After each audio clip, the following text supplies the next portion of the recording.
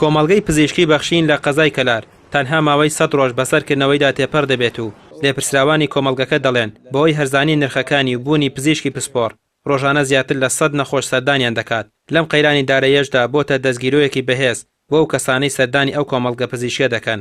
لەسەر خواستی هەوڵاتیانیش ئەو کۆمەڵگەیە لە ئێستادا هەموو ڕۆژێک لە کاتژمێر 8 بەیانیەوە تاوەکو 12 شەو کراوەیە. بینی نەخۆش بۆ پزیشکی پسپۆڕ تەنها 3000 دینار وەرەگیرێ لە کاتێکە لە بازار 15000ەوە داشکاندی لە 150 بۆ بەشەکانی دەرمانخانەوە تاقیگەوە تەواوی بەشەکانی تری وەکو سنتەری دیدان و عیلاج تەبیعی و بەشانی تر کە هەمانە ئەمەش یعنی دڵخۆشیێکی باشە بۆ خەڵکی گەرمیان و خزمەتێکی گەورەیە لەلایەن بەرنامە خێرخوازیەکانی بەخشین کە لە کەناڵی ئاسمانی پەیامەوە دەعم دەکرێت.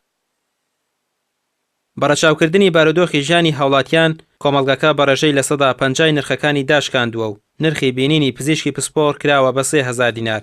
بەوتەی لێپرسراوانی ئەو کۆمەڵگەیە هەرزانترین نرخە لە سنووری گەرمیان و لە سەرەتای کردنەوەیدا تاوەکو ئێستا کۆمەڵگەی بەخشین زیاتر لە 15000 نەخۆش سەردانی کردووە و لە تاقیگە و دەرمانخانەکەی سوودمەند بوون.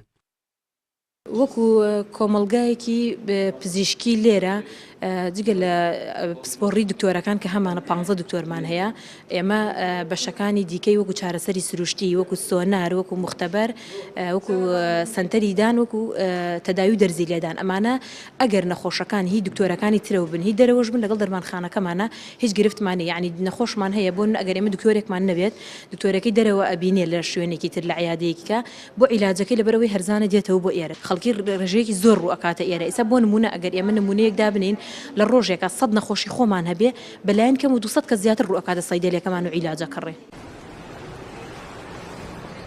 لە ئێستادا کۆمەڵگەی پزیشکی بەخشین لە قەزای کەلار لە ڕێگەی چەند لێکۆڵینەوەیە کە پێشتر ئەنجامیان داوە ڕای دەگەێنن جۆرێک نەخۆشی کە لە گەدەدا دروست دەبێت بە ناوی بەکتریای H. پایلۆری لە سنووری گەرمیان زۆر بەربڵاوە و لە حاڵەتەوە بووە بە دیاردا بۆیە هۆشداری دەدەن کە هاوڵاتیان پشکنین ئەنجام بدەن. بەوتەی بەشێک لە پزیشکان ئەو جۆرە باکتریایە شێوەی لولەیی و لوپێچی هەیە و لە گەدەدا دروست دەبێت.